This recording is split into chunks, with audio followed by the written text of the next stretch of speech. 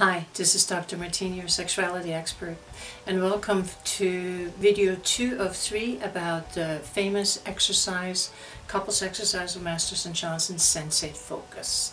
It is a couples exercise that will help you bring sensuality into your sex life and therefore better your sexual relationship with your partner. Last week I did number 1, phase 1, and I gave clear instructions about the exercise, and you really need to review that if you want to participate with this exercise, if you want to use it to better your sexuality, because it shows the base of the exercise, which is what the rest of it is built on. So please review it. So now we're going to get into phase 2 and 3, and let's get into the details of it. There's a couple changes to this phase 2 exercise, and one of the changes is the breasts and genitals are included, but no kissing and no penetration. And then the other change we have, there's a position change, and there's also handwriting, which I'm going to explain the details to you right now. The basic guidance remains the same for this exercise as it does for number 1. For phase 1, I want you to be relaxed, I want you to be showered, I want you to feel good, and I want you to be in a loving mood towards your partner, because this exercise doesn't work when you are mad at them. You decide who starts, who's the receiver and who's the giver. I recommend that the receiver lies face down on the bed. And now keep in mind, as the genitals are included, this is for the toucher, you must keep your focus on exploring the whole body. This is not about getting your partner aroused. This is not about making something happening for your partner. This is about keeping the focus on your sensation, what you are feeling when you're touching your partner's body all over. If you, the toucher, has an impulse to go towards the sexual touch and just to get something going there, or because of habit, and this is what you have been doing, try to remember some of the things you learned in phase 1, and that is, maybe you want to change your rhythm of your touch, maybe you want to, change your position a little bit, move your body a little bit so you get out of that thing, and make sure that you go all over the body, that you focus, and maybe go to areas you've never been. Now, check out, since the person's lying on their stomachs, check out the spine, really feel every vertebrae as you go down. There's many things to explore in the body. The whole body is an instrument, so that will help you stay focused and not run towards the genitals. When you feel comfortable with all of that, when you feel like you have a good rhythm, that you have a rhythm with your touch, you have a rhythm with how comfortable you feel and where your focus is, then you call it when you want to switch the position. And the position goes as such that the person, the toucher, leans up against the back of the wall of the bed. Put some pillows there, make sure you're comfortable, or the headboard, just make sure you're comfortable, and you slightly open your legs, and then you invite your partner to come in, sit between your legs, facing the same way you're facing, meaning their back is towards your chest. This way you will be able to reach around the body. They can put their arms to get them out of the way, and you'll just go under them and reach around the body. You can touch most of the body that way. Maybe you can't go all the way down to the feet, but you can touch most of the body that way. So continue the exploration when you're in that position. Now you're going to have access to parts that you didn't think about before. So maybe you're going to go into the hair. Maybe you're gonna rub your fingers through the hair and feel the texture of your partner's hair. I don't even know if you know the texture of your partner's hair. So there's a lot of things to explore. Again, do that for a while, and then we're going to add the third twist to it, and we're going to call that handwriting. And what that is handwriting enhances nonverbal communication.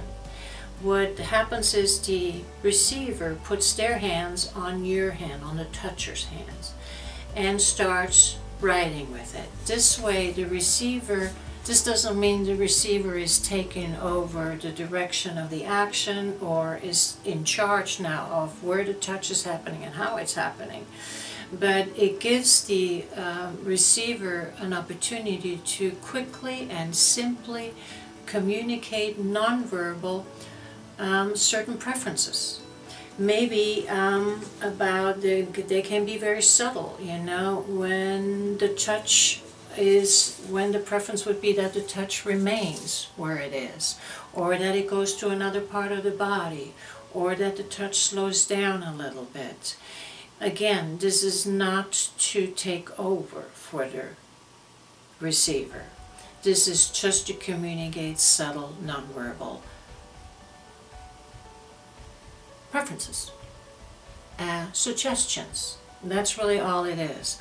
You as a toucher, you don't have to continue this way, but meaning the way, you know, with the handwriting, but with practice, and if you do this a couple times, you may be able to combine your need of touching and sensing your sensory receptors and what you're feeling and the preferences of your partner.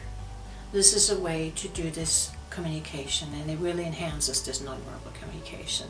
Now, as the receiver, as the toucher, when you get a signal from the handwriting, it's important that you don't take this as a criticism.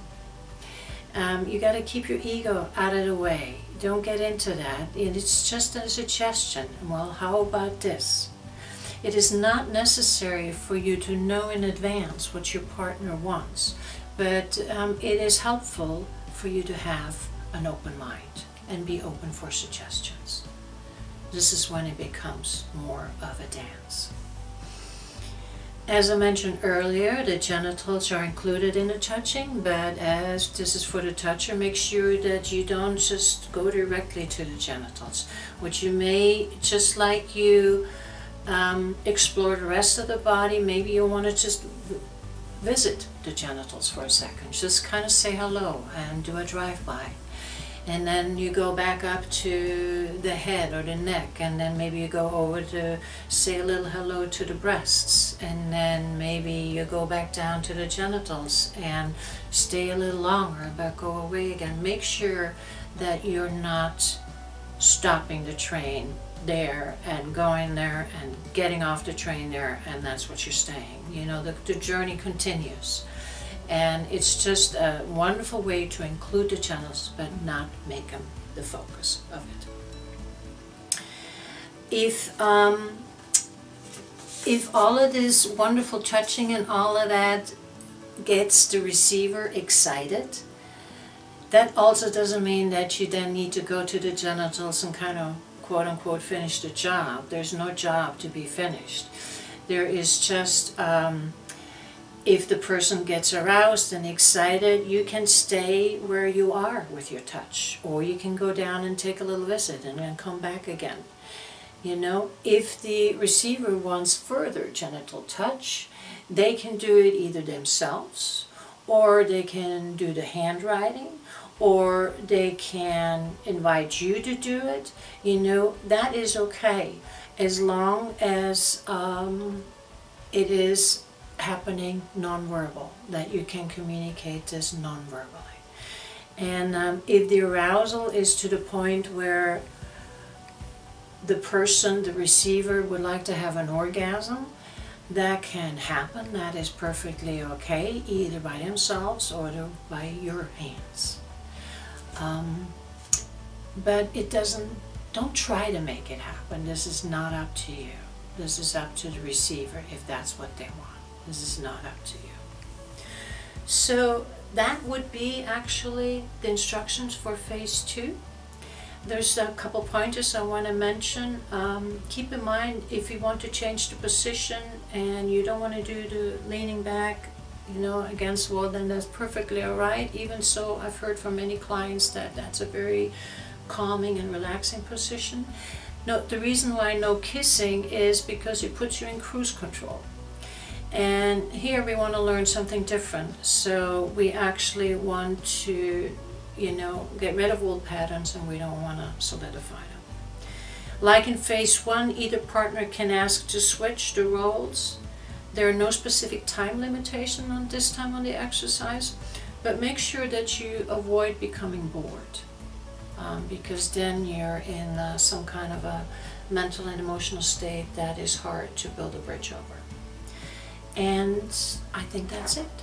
And now we're going to go to phase 3.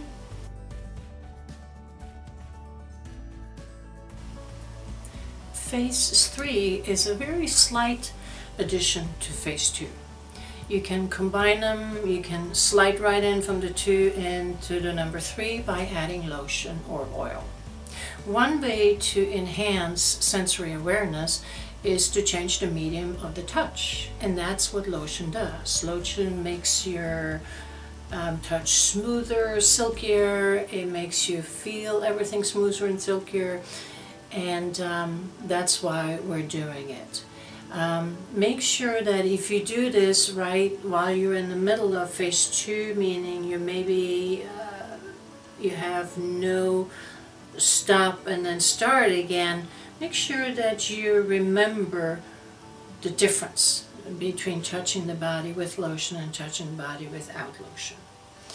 Some couples they put lotion only in one hand, so they can really learn about that difference. So they use one hand and then they use the other hand. However you want to do it, it's totally up to you. The only thing you have to remember, and this is harder to remember now with lotion, is you're not giving a massage. You still have to keep the focus on the sensory exploration.